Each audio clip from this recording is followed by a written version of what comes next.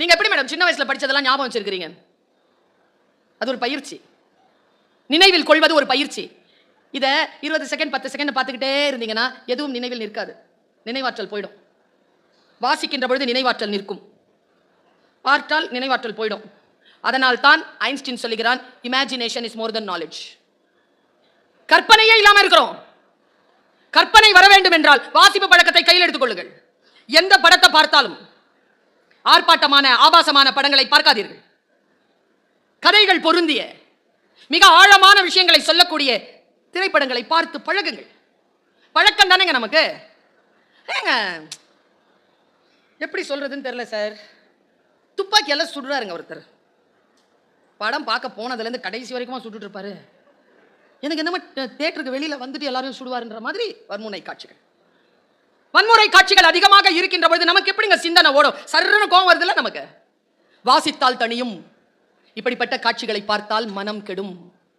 குழந்தைகளுக்கு போய் எங்க அம்மாலாம் முதல்ல டிவி வச்சிருக்கோம். ஏன் என் வயசுல இருக்கிற எல்லாருக்கும் தான் தெரியும். டிவிக்கு ஒரு டோர் போட்டு வச்சிருப்போம் தெரியுமா? அந்த டோருக்கு ஒரு சாவி போட்டு எங்க அம்மா மடியில் வச்சிருக்கோம். அந்த சாவியை இன்னைக்கு குழந்தைகிட்ட சொன்னா சிரிக்குதுங்க எல்லாம். அப்படியே வச்சிருப்பாங்க. டிஜிட்டல் லாக்லாம் இல்லை தம்பி. அப்படி மூடி வச்சுட்டாங்கன்னா திறக்கவே முடியாது. கிரவுன் கருணா சூப்பர் எங்க வீட்டு டிவி பேரு. அதுக்கப்புறமா தான் வந்துச்சு ஓனிடா. அதுக்கு முன் சாலிடர். கிரவுன் கருணா சூப்பர்ங்கிறது சாலிடர் டிவி. அது கரெக்ட். ஆனா நான் ஒன்று சொல்லட்டுமா சார், இந்த யூத் இருக்குல்ல, நம்மளை விட உயர்ந்தது சார். அதுங்களை நான் பாராட்டுறேன். ஏன் தெரியுமா? நான் வழிகேடு ஆகாம ஒழுக்கமா வளர்ந்ததோ, நீங்க வழிகேடு ஆகாம ஒழுக்கமா வளர்ந்ததோ பெரிய மேட்டரே கிடையாது. நம்ம வயசுல நமக்கு என்ன சார் கிடைச்சது? நமக்கு இருக்கிற ஆகப்பெரிய பேரழகிய சோபனா ரவி மேடம் தான் இல்லை சார். பேரழகான்னு பார்க்க அவங்க வணக்கம் அப்படியே ஒருவர் அப்படி போத்திக்கிட்டு உட்காந்துருந்தாலே அவங்கள பார்க்கறதுக்கே நாங்கள் செய்திகளை கேட்போம். அப்புறமா ஃபாத்திமா பாபுலாம் அடுத்தது. அதெல்லாம் ஜெனரேஷன் எக்ஸுக்கு கடைசியா. நான் எங்களுக்கெல்லாம் வந்து சோபனா மேடம் தான். அது அப்படி இருப்பாங்க கம்பீரமா. அடுத்தது அந்த புதன்கிழமை அன்னைக்கு வரும் ஒரு சித்திரார், வெள்ளிக்கிழமை அன்னைக்கு ஒளிமொழி, சனிக்கிழமை அன்னைக்கு பாடாவதியான ஒரு படம். அது ஹிந்தி படமும் இல்லைன்னா வேற மொழி படம் போடுவாங்க. அதை கூட பொறிச்சு பார்த்துட்டு உட்காந்துருப்போம் மேடம். ஞாயிற்றுக்கிழமை அன்னைக்கு ஒரே ஒரு தமிழ் படம். அப்படி இருக்குமே எங்களுக்கு. திங்கக்கிழமை கூட மோச்சு பார்த்துட்டு இருப்போம். வியாழக்கிழமை தாய் நிலம் தந்த வரம் தாவரம் வயலும் வாழும் உட்காந்து பேப்பர் படிக்கிறதுல அவங்க கடிதம் படிப்பாங்க. அதை உட்காந்து கேட்டுட்டு இருப்போம். இந்த சாகுபடி அப்படி செய்ய வேண்டும், அந்த சாகுபடி அப்படி செய்ய, அதை பார்த்துட்டு இருப்போம்.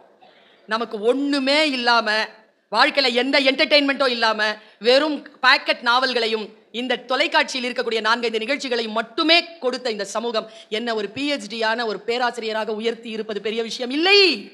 எது பெரிய விஷயம் தெரியுமா? தொட்டாலே 1008 விஷயங்கள் அவர்கள் வழிகெடுவதற்கு வந்தாலும் இதை போட்டுட்டு என் பிள்ளை ஜெயிக்குது இல்ல, என் பிள்ளை என்னை விட உயர்ந்தது இல்ல. வாய்ப்புகள் இருக்கின்ற பொழுதும் கூட மறுத்து என் பிள்ளை வாழ்கிறானே. இங்க வந்து உட்கார்ந்து இருக்கானே பரின் சுல்தானா மேடம் பேசுறாங்க கேட்கலான்ட்டு. பெரிய விஷயம் இல்ல. நம்மை விட உயர்ந்தவர்கள் நம் பிள்ளைகள். வல்லமை என்பது எது தெரியுமா? வலிமை என்பது எது தெரியுமா? வலிமை வேறு, வல்லமை வேறு. ரெண்டுத்தையும் போட்டு குழப்பிக்கிறோம். உதாரணத்துக்கு கல்வி வேறு, அறிவு வேறு. மகிழ்ச்சி வேறு, ஆனந்தம் வேறு. கல்வி என்பது வெளியிலிருந்து உட்செல்வது. படிக்கிறோம்னு வச்சுக்கோங்க, வெளியிலிருந்து உட்செல்வது. அறிவு என்பது உள்ளிருந்து வெளிப்படுவது. எப்போ தெரியுமா கல்விக்கு பெருமதி? நீங்க படிச்ச கல்வி அறிவா வெளிப்பட்டு உங்களுக்கும் உங்க குடும்பத்துக்கும் சமூகத்துக்கும் பயன்பட்டுதா அது படிச்சதுக்கு அர்த்தம். சும்மா படிச்சு வச்சுக்கிறது இல்ல. பொண்ணு என்னங்க படிச்சிருக்கு? பிகாம், பையன் MBA. ஒன்னும் தெரியாது. இன்விடேஷன்ல இருக்கும் சோ அண்ட் சோ என்கின்ற பிகாமுக்கும் சோ அண்ட் சோ என்கின்ற MBA-வுக்கும் கல்யாணம். படித்த படிப்பு பயன் பெற வேண்டும். இப்போ கல்வி வேறு, அறிவு வேறா? மகிழ்ச்சி என்பது வெளியிலிருந்து உட்செல்வது, ஆனந்தம் என்பது உள்ளிருந்து வெளிப்படுவது. ஒருவர் ஆனந்தமாக இருக்கிறார் என்றார், அவர் உள்ளிருந்து ஆனந்தமாக இருக்கிறார் என்ற அர்த்தம். மகிழ்ச்சி என்பது தேடி அலைவது, இருக்கின்ற இடத்திலிருந்தே முழுமை பெறுவது ஆனந்தமாக இருக்கக்கூடியவர்களுக்கு சாத்தியம். இதே போல்தான் வலிமை வேறு, வல்லமை வேறு. மரம் இருக்குல்ல, அது வலிமையானது. புல் இருக்குல்ல, அது வல்லமையானது. உதாரணத்துக்கு சொல்லுகிறேன், புயல் அடித்தால் மரம் சாயும், புல் சாயும் எழுந்து நிற்கும். ஆற்றங்கரை ஓரத்திலே அசைந்து நிற்கும் நாணளவு காற்றடித்தால் சாய்வதில்லை, கனிந்த மனம் வீழ்வதில்லை. அந்த வல்லமை தேடித்தான் இன்றைக்கு என் பேச்சு அமைகிறது. பேச்சை கவனமாக வாங்கி வைத்துக் கொள்ளுங்கள். பேசக்கூடிய எல்லா பொருட்களும் உங்களுக்கு பயன்பாடு இல்லாததாக இருக்கலாம். ஆனால் ஒரு புத்தகத்தை வாசிப்பது போல 400 பக்க புத்தகம் இருக்கும். 382வது பக்கத்துல 4வது பத்தியில 3வது வரி நமக்காக இருக்கும். அந்த 382 பக்கத்தையும் நம்ம படிச்சுதான் ஆகணும். அப்போதான் அந்த பகுதியை நாம் அடைய முடியும். கவனமாக கேட்டுக்கொள்ளுங்கள். பேசுகின்ற எல்லா பொருட்களும் உங்களுக்கு தேவையில்லாமல் இருக்கலாம். ஆனால் இந்த சில நிமிடங்களில் ஏதோ ஒரு சொல் மின்னல் வெட்டுவது போல் உங்களுக்காக வந்து விடலாம். வெறும் சொல் இருக்குல்ல, நிறைய பேரை பார்க்கிறேன். இன்னைக்கு இருக்கிற ஜெனரேஷன்ல நிறைய பேரை நான் பார்க்கிறேன். இந்த சின்ன பிள்ளைங்க இருக்கிறீங்கல்ல, அவங்க கிட்ட எல்லாம் ஒரு பிரிவிலேஜ் எதிர்பார்க்கறீங்க. நான் சின்ன பிள்ளை தானே. என்ன வயசு உனக்கு? எனக்கு 17 வயசு தான் ஆகுது. 17 வயசு சின்ன பிள்ளையா? ரொம்ப அநியாயமா கோவம் வர விஷயம் என்ன தெரியுமா கலையரசன் சார்? நீங்க என்னத்துக்கோ கோவப்பட்டீங்களே. நாங்க எல்லாம் 90 கிட்ஸ். ஓ 90ல பிறந்தவங்கன்னு சொல்லு, அது என்ன கிட்ஸ்? 90ல பிறந்தது எப்படி கிட்ஸ்ன்னு நான் கேட்கிறேன். ஆயிடுச்சு இல்ல உனக்கு 36 வயசு ஆயிடுச்சுல, 36 வயசு ஆன நீ கிட்ஸா? இன்னொன்னு உனக்கு தெரியுதுங்க, இப்போ சொன்னா கோச்சிக்கோங்க. Gen Z, generation G. என்ன அதுக்கு என்னங்கிற? இப்போ நானும் தான் ஜெனரேஷன் எக்ஸ். இந்த 90ல பிறந்ததுங்க எல்லாம் ஜெனரேஷன் ஒய். நீ பிறந்த 2000ல, அதனால ஜெனரேஷன் செட். ஒன்னும் யோசிக்காத. 2010ல ஒன்னு பிறந்துருச்சு, ஜெனரேஷன் ஆல்பா. 2025 ஜனவரியில பிறந்துருச்சு, ஜெனரேஷன் பீட்டா. ஒண்ணுக்கு ஒண்ணு சாப்பிட்டுட்டு போகுது சார். ஒருத்தங்களை மட்டும் ஏன் போட்டு நசுக்குறீங்க? ஒருத்தங்களை மட்டும் ஏன் கொண்டாடுறீங்க? நான் கேட்கிறேன். இந்த கேள்வி கேட்கறதுக்கு நமக்கு இல்லையா? இங்க பாருங்க, எங்க அம்மாவுக்கு வயசு 80. 1000 பிறை கண்ட பெண். நான் ஜெனரேஷன் எக்ஸ்ன்னு சொல்லிட்டேன். போய் தேடுங்க ஜெனரேஷன் எக்ஸ்னா எப்போல்லாம் பிறந்ததுங்க எல்லாம் ஜெனரேஷன் எக்ஸ்ன்னு. நான் என் வயசை சொல்ல மாட்டேன். எங்க அம்மா இந்த வயசுல எனக்கு சொல்லுது, போதும் இவ்வளவு தூரம் பிளவுஸ் போட்டது, இப்போ ஃபுல்லா பிளவுஸ் போடு. நான் கேட்கிறேன், எங்க அம்மா என்ன சொன்னாலும் நான் கேட்பேன். ஏனென்றால் எனக்கு மூத்த தலைமுறை ஒருபோதும் எனக்கு தவறாக வழி காட்டாது என்பதனை நான் நம்புகிறேன். இந்த வல்லமையை நீங்கள் இன்றைக்கு இருக்கக்கூடிய ஜெனரேஷனுக்கு கொடுத்திருக்கிறீங்களான்னு கேட்டுட்டு போறேன். நாம எல்லாருமே லீவ் லெட்டர் எழுதணுமா? எழுதணுமா? சின்ன வயசுல எழுதணுமா? எழுதணுமா? ஆமான்னு சொன்னா தானேங்க பேச்சு. நான் ஆரம்பிக்கிறேன், நீங்க முடிச்சிருவீங்க பாருங்க. As I am suffering from fever, I request you to give me 2 days leave. சொல்வீங்களா? ஒருத்தி எழுதுனா எனக்கு, as I am suffering from my sister's marriage, you please leave the school for 2 days. என்னையா? சரி, நான் இப்படியே நிறுத்துங்க. சிஓவை கேட்குறேன். அவங்க தான் பதில் சொல்லணும். மேடம், கீழே சைன் பண்ணுவோம்ல லீவ் லெட்டர் எழுதிட்டு, நாம ஸ்கூல்ல படிக்கும்போது யுவர்ஸ் என்னன்னு மேடம் எழுதுவோம்? Very good. Yours obediently. இன்னைக்கு என்னப்பா எழுதுற தம்பி? Yours faithfully. ஃபெய்த்ஃபுல்லி. நான் மொழி ஆசிரியர், நான் போய் கேட்டேன், என்னத்துக்கு இதுங்க எழுத மாட்டேங்குதுங்க ஒபீடியன்ட்லின்னு கேட்டா, ஈ முன்னால வரணுமா ஐ முன்னால வரணுமான்னு அதுங்களுக்கு சந்தேகம். ஃபெய்த்ஃபுல்லில எவ்வளவு எல் வேணாலும் போட்டுக்கலாம். எவ்வளவு ஃபெய்த்ஃபுல்லா இருக்கிறோமோ அவ்வளவு எல்லு. என்ன அநியாயங்க? போயிடுச்சு. ஒபீடியன்ட்லிங்கிற சொல் போயிடுச்சு நம்மளை விட்டு. ஒரு ஜெனரேஷன் டீச்சர் கிட்ட ஒபீடியன்ட்டா இருக்காங்களா? பெற்றோர்களிடத்தில் குழந்தைகள் ஒபீடியன்ட்டா இருக்காங்களா? ஒபீடியன்ட்டா இருக்கக்கூடிய குழந்தைகள் தான் நாளை அரசு ஆளக்கூடிய தலைமைத்துவம் பெறுகின்ற பிள்ளைகளாக வருகிறார்கள் என்பதனை புரிந்து கொள்வது வல்லமை. எங்க அடங்கணுமோ அங்க அடங்கணும், எங்க அடங்க கூடாதோ அங்கதான் அடங்கக்கூடாது. நான் கிளாஸ்ல பின்னால் உட்காந்து பேசுவேன். ஆகாத டீச்சர் தான் கூப்பிட்டு சொன்னாங்க, சுல்தானா கெமிஸ்ட்ரி டீச்சர், பேசாத. யாரை பார்த்து பேசாத? பேசுறதுக்கு பிறந்தவன். என்ன பார்த்து பேச? எங்க பேசணுமா அங்க பேசு, எங்க பேசக்கூடாது அங்க பேசக்கூடாது. உட்காருனாங்க. வாங்கி வச்சுக்கிட்டேனே வெத மாதிரி. அங்க பேசுறத நிறுத்தன, இங்க பேசிட்டு இருக்கிறேன். கேள், பைபிள் சொல்லுகிறது, காது இருக்கின்றவர்கள் கேட்க கடவீர்கள். கீழ்ப்படிதலோடு கேட்கிறோமா? எங்கே கீழ்ப்படிய வேண்டுமோ குழந்தைகள் கிட்ட அங்க கீழ்ப்படிய சொல்லித்தர வேண்டும். கீழ்ப்படிதல் என்பது ஆக உன்னதமான சொல், அது அடிமைத்தனம் அல்ல. இந்த வளர்ந்த அப்புறமா இவங்களெல்லாம் கீழ்ப்படிய சொல்றோம்ல, என்னெல்லாம் கீழ்ப்படிய சொல்றீங்களா? அது யார் சொல்வது என்பதில் இருக்கிறது. இப்ப நான் சொல்றேன், எல்லாருக்கும் நிமிர்ந்து உட்காருங்க. உண்மையா சொல்றேன், நிமிர்ந்து உட்காருங்க. நிமிர்ந்து உட்கார்ந்து உங்க வாழ்க்கையில எல்லாம் ஒரு அற்புதம் நடந்திருக்குங்க. இருந்த இடத்துல இருந்தே 2 இன்ச் உயர்ந்திருக்கிறீங்க. யார் சொல்லணுமோ அவங்க சொன்னா கேட்டுக்கிட்டு போறது. ஆனால் சில விஷயங்கள் இருக்கு, அதற்கு அடிபணியக்கூடாது. பணிவு என்பது ராஜகுணத்தின் முதல் தகுதி. எங்க அம்மா எனக்கு சுருதி பெட்டி ஒண்ணு வச்சிருந்தாங்க. நாங்க 5 பேர். ஒரு சுருதி பெட்டி, அது இன்விசிபிள். ச ரி க ம ப த நீ சா. எங்க வீட்டில் எங்க 5 பேரும், அப்பா உட்பட, ச இவ்வளவுதான் குரல் இருக்கணும். அம்மா பசிக்குது, இவ்வளவுதான் சொல்ல முடியும். இன்னைக்கெல்லாம் 7 கட்டையில கூப்பிடுதுமா. எங்க என் சாக்ஸ்? ஸ்கூலுக்கு லேட் ஆகுது, அறிவு இல்லை உனக்கு? போடுறீங்க பின்னால, எப்படி உருப்படும்? நான்லாம் அந்த மாதிரி 7 கட்டை 8 கட்டையில பேசியிருந்தேன்னா இன்னைக்கு உயிரோடவே இருந்திருக்க மாட்டேன். பணிவுடன் தானே வளர்த்தார்கள். தவறான வார்த்தைகள் பேசும்போது அப்படி அப்படி அடிக்குமே எங்க அம்மா, அப்படி அடிக்குமே. தப்பான வார்த்தைகள் சொல்ல முடியாத வீட்டிலே பணிவும் பள்ளிக்கூடத்திலே பணிவும் கற்றுக்கொண்டதற்கு பிறகு நிமிர்வும் தானே வாழ்க்கையின் வல்லமைக்கான ரகசியம். கற்றுக்கொண்டு நிமிருங்கள். கற்கின்ற வரைக்கும் எனக்கு எல்லாம் தெரியும், அவனுக்கு ஒன்னும் தெரியாதுன்னு அர்த்தம். நான் தெரியாமத்தான் கேட்கிறேன், தெரிஞ்சு கேட்கிறான்னு அர்த்தம். நான் ஒன்னு சொல்வேன், நீங்க தப்பா நினைச்சுக்க மாட்டீங்களே, தப்பா நினைச்சுக்கிற மாதிரி ஏதோ சொல்ல போறான்னு அர்த்தம். வார்த்தைகளை புரிந்து கொள்கிறோமா? ஒன்னும் இல்ல, வெறும் சொற்களால் பலன் இல்லை, சொல்லில் உயர்ந்த சொல் செயல். அதுக்கு உங்களுக்கு விளங்குற மாதிரி ஒரு விஷயம் சொல்றேன். நம்மில் பல பேருக்கு சொல் போதுமானதாக இருக்கிற, முக்கியமா இந்த பொம்பளைங்க ஜென்மம் இருக்குதே, சொல் போதுமானதா இருக்கு. அதில் தான் சிக்கி சீரழிஞ்சு போயிட்டோம். நீ ரொம்ப அழகா இருக்க, நீ ரொம்ப நல்ல பொண்ணு தெரியுமா, நான் என்ன சொன்னாலும் நீ நம்புற, என் மேல அன்பா இருக்கிற, என் கஷ்டம் என் நஷ்டம் எல்லாத்திலையும் துணை நிக்கிற, உனக்குன்னு நான் எதுவுமே செஞ்சதில்லை. நான் முக்கியமா சொல்லிக்கிட்டே இருக்கேன் சார், பல நாட்களா சொல்லிட்டு இருக்கிறேன். இந்த புருஷமான்கள் இருக்கிறீங்களா, கோச்சிக்காதீங்க. மனப்பாடமா பேசுறீங்க உங்க வைஃப் கிட்ட. 20 வருஷம் 25 வருஷம் 30 வருஷம் 35 வருஷமா திருந்தவே மாட்டியா? நீ நான் டீச்சரா, நான் கொஸ்டின் பேப்பரா, இல்லை ஆன்சர் ஷீட்டா?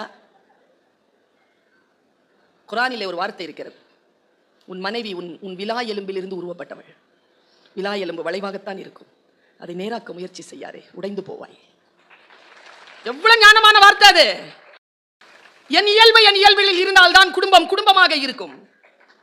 பாதிக்கப்பட்டவர்கள் ஆர்ப்பரித்து கை தட்டுகிறார்கள், பயந்து போய். கூட வீட்டில் ஆள் வரல, ஆள் வந்ததெல்லாம் கம்முன்னு இருக்குது. வீட்டில் போய் இடிச்சு காட்டும், அவங்க சொன்னாங்கல்ல அப்படின்ட்டு. பாருங்க, வெறும் சொற்களால் பலன் இல்லை. நான் 8ஆம் வகுப்பு படிக்கின்ற பொழுது எனக்கு வந்து சேர்ந்த ஒரு சிறிய நிகழ்ச்சியை சொல்லு. நீங்க நினைக்காதீங்க, என்னை உங்கள் எத்தனை பேருக்கும் எத்தனை நாட்களாக தெரியும்யா? தம்பி எத்தனை வருஷமா தெரியும் கண்ணு? 3 மாசமா 4 மாசமா? அப்புறம்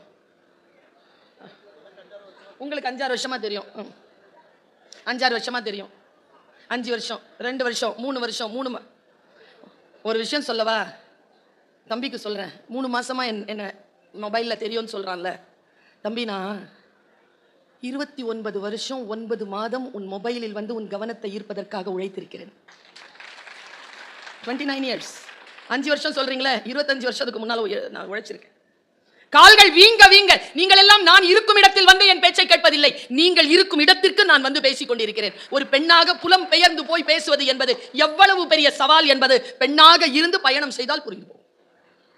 ஊரை வச்சிருக்கிறீங்க ராமநாதபுரம், இருக்கிறது இல்லையே கடைசி. நான் கிளம்பி வரணும் அங்கிருந்து. வரேனா இல்லையா? உங்களுக்காக வரேனா இல்லையா? அதனால்தான் உங்கள் வரைக்கும் வந்து சேருகிறேன். உழைக்க தயாராக இருக்கிறார்களா? எல்லாம் அப்படி சீக்கிரமா கிடைச்சிடணும்னு நினைக்கிறாங்க.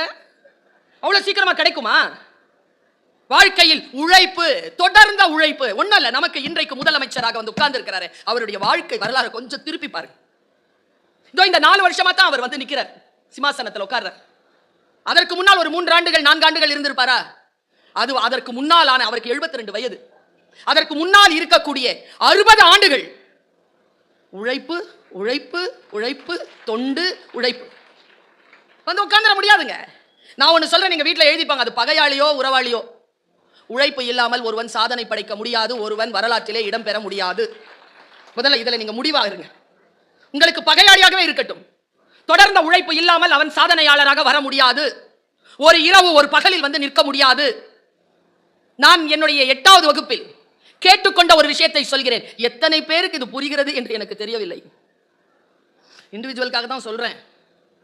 இந்த டைலாக சொல்லிட்டு சொல்றேன். பாலைவன ரோஜாக்களா சார் தெரியல என்ன படம்னு, அது ஒரு டைலாக் வரும். வாகை சந்திரசேகர் தான் சொல்வார்னு நினைக்கிறேன். சரியா இல்லைன்னா தப்பா இருந்தா மாத்திக்கணும். நான் யாருக்கு புரிகிறதோ இல்லையோ சுபத்ரா, உனக்கு கூடவா புரியவில்லை? ஒருதலை ராகமா இந்த வேற ஒண்ணு சொல்லுது. ஒரு டேட்டாவை கரெக்டா கொடுக்குறீங்களா? கலையரசன் சொல்லிட்டார் ஒருதலை ராகம் தான். அந்த டைம்ல நான் ரொம்ப சின்ன பிள்ளை, அதனால அந்த படம் பார்க்கல. அவர் வேற ஏதோ ஒரு படம் சொல்றாரு. போங்க சார், டயலாக் தான் முக்கியம். யாருக்கு புரிகிறதோ இல்லையோ சுபத்ரா, உனக்கு கூடவா புரியவில்லை? இதை சொல்லிட்டு இந்த விஷயத்தை சொல்றேன். நீங்கள் எல்லாம் தான் சுபத்ரா, கேட்டவள் நான். யாருக்கு புரிஞ்சாலும் புரியலனாலும் உனக்கு கூடவா புரியலன்னு கேட்கிறேன். பாருங்க, என் வாழ்க்கையை மாற்றிய, அது ரொம்ப கொஞ்சம் சிரமம், புரிஞ்சுக்கோ. ஒரு பெரிய புறாவை வளர்த்துட்டு இருந்தான், ஒரு கூட்டத்தை ஒருத்தன் வளர்த்துட்டு இருந்திருக்கான். ரொம்ப உயிர் அந்த புறாக்கள் மேல. அந்த மாதிரி ஒரு படம் கூட வந்துச்சுன்னு நினைக்கிறேன். அதான் நான் பார்த்தேன். இப்ப இஸ்ரோவுக்கு ஒருத்தர் புதுசா பொறுப்பெடுத்திருக்கிறாரு.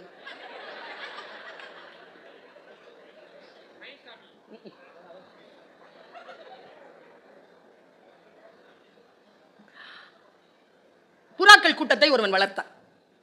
புறாக்களுக்கு சொல்லி தந்தான், வேட்டைக்காரர்கள் சூழ்ந்திருக்கிறார்கள், நீங்கள் எல்லோரும் கவனமாக இருக்க வேண்டும். எல்லாருக்கும் சொல்லி கொடுத்தான். என்ன? எல்லாரும் மொத்தமா சொல்லுங்க. நான் எல்லா புறாவும் மொத்தமா சொல்லுச்சு. 4 டைலாக், 4 வரி சொல்லுங்க பாப்பா. எல்லாரும் சொன்னாங்க. வேடன் வருவான், இறை தூவான், வலை விரிப்பான், சிக்கிக்கொள்ள மாட்டோம். சொல்லுங்க, எல்லாரும் சொல்லுச்சு. வேடன் வருவான், இறை தூவான், வலையை விரிப்பான், சிக்கிக்கொள்ள மாட்டான். அவன் போய் படுத்தான். எல்லாம் சத்தமா சொல்லிட்டு இருக்குது. வேடன் வந்தான். வேடன் வருவான் அப்படின்னு வேடன் கொஞ்ச நேரம் நின்னான். இரையை தூவான், கவனமா பார்த்தான். வலையை விரிப்பான், அலர்ட், சிக்கிக்கொள்ள மாட்டோம். கிட்ட போனான், ஒண்ணும் இல்லை, அதே டைலாக் சொல்லுச்சு. வேடன் வருவான், நான் தான் வந்துட்டேனே. இரையை தூவான், பேக்ல இருந்து விதை எடுத்து போட்டான். எல்லாம் கொத்திக்கிட்டே சொல்லிச்சுங்க. வலையை விரிப்பான், வலையை விரிச்சான், சிக்கிக்கொள்ள மாட்டோம், சிக்கிக்கிடுச்சு. எல்லாம் தூங்கிட்டு இருந்த முதலாளிக்கு கேக்குது, அதுங்க சொல்றது கேக்குது. வேடன் வருவான், இறை தூவான், வலை விரிப்பான், சிக்கிக்கொள்ள மாட்டோம். சூப்பர், எல்லாம் ஒழுங்கா இருக்குதுங்க. தூங்கி போனான். முழிச்சு பார்த்தா சத்தம் வால்யூம் குறைவா இருக்குது. வேடன் வருவான், இரையை தூவான், வலையை விரிப்பான், சிக்கிக்கொள்ள மாட்டோம். போய் குரல் மறைஞ்சு போச்சு. ஏன்னா அவன் மொத்தமா தூக்கிட்டு போயிட்டான். இப்படி ஒரு கதை படிச்சேங்க. நான் படிக்கும் பொழுது எனக்கு வயது 13. வெறும் சொற்களால் இந்த உலகத்தில் எதையும் சாதிக்க முடியாது. நான் ஒன்னு சொல்லட்டுமா? இது தற்பெருமைக்காக இல்லை, இறைவன் என்னை மன்னிக்க வேண்டும். உங்களில் ஏதேனும் ஒரு சிறிய வெப்பத்தையாவது ஏற்படுத்துவதற்காக சொல்லுகிறேன். வாழ்க்கையில் இன்று இருப்பது போல் நாளை இருக்காதீர்கள். கொஞ்சமாவது உயர்ந்து காட்டுங்க, கொஞ்சமாவது உயர்ந்து காட்டுங்க. நான் 10th ஸ்டாண்டர்ட்ல 58 மார்க் தான், செகண்ட் கிளாஸ். இப்போ கூட எழுதும்போது 10th ஸ்டாண்டர்ட் செகண்ட் கிளாஸ்னு எழுதுறேன். ஆனா யூனிவர்சிட்டி முடிக்கும் போது யூனிவர்சிட்டி ரேங்க் ஹோல்டர் நான். ப்ரோக்ரஸ் வந்து சேர்கின்ற பொழுது ஒரு பிடி டீச்சர் ஸ்கூல்ல 3 மாதத்திலிருந்து என் பணியை ஆரம்பித்தேன். அப்படியே படிப்படியாக போய் ஒரு கல்லூரியில லெக்சரர், அதுக்கப்புறமா துணை பேராசிரியர், அப்புறமா இணை பேராசிரியர், அதுக்கப்புறமா ஒரு கல்லூரியில தமிழ் துறை தலைவர், அதற்கப்புறமா இன்றைக்கு தமிழ் வளர்ச்சி துறையின் கீழே இயங்குகின்ற உலக தமிழ் சங்கத்தின் துணை தலைவர், இயக்குனராக உங்கள் முன்னால் நிற்கிறேன்.